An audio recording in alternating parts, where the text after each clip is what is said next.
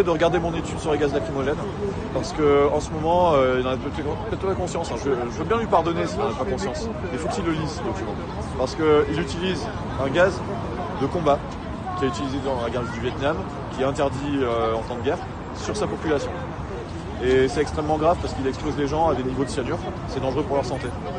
Et ouais, je sais pas, j'aimerais bien qu'il ouvre les yeux.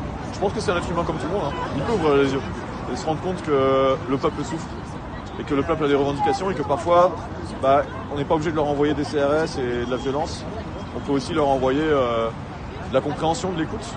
Et l'écoute, ça veut dire écouter, ça veut pas dire parler en fait.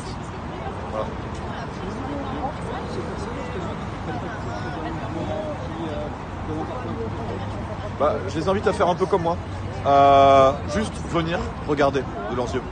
Parce que là tu peux te retourner et tu vas voir que juste derrière, il y a des gens qui sont assis sur un banc et qui se font fouiller.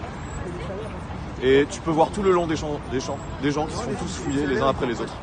Et on a tendance à dire oui, la violence elle vient des gilets jaunes, c'est eux qui commencent, etc.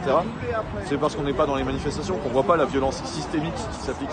C'est-à-dire que si on se rend à une manifestation et qu'on se fait fouiller 10 fois avant, qu'on a des Robocop qui nous accueillent, etc., c'est autre chose que si on a des gens souriants qui nous accueillent et qui sont là pour nous protéger. Donc je comprends qu'il y ait une ambiance délétère qui se développe, mais je pense qu'elle est institutionnalisée, elle n'est pas juste du fait de certains black blocs ou certains éléments violents. Il y a aussi une violence systémique qui s'applique. Donc j'invite les gens à venir regarder, à essayer de descendre juste dans leur appartement et de regarder de près ce qui se passe. Parce que moi par exemple, on m'a mis 3 fois en garde à vue cette année. Une fois on m'a fait un rappel à la loi que j'estime pas être justifié, on verra les suites. Et 2 fois on m'a classé sans suite. Une fois on m'a perquisitionné chez moi, on m'a détruit un livre.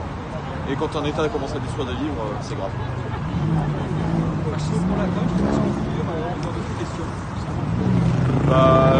Je souhaite à tous les journalistes indépendants comme toi de pouvoir continuer à exister. J'en ai vu 3 ou 4 se faire fouiller sur le chemin. J'en ai vu un qu'on a accusé d'avoir jeté une pierre ou je sais pas quoi.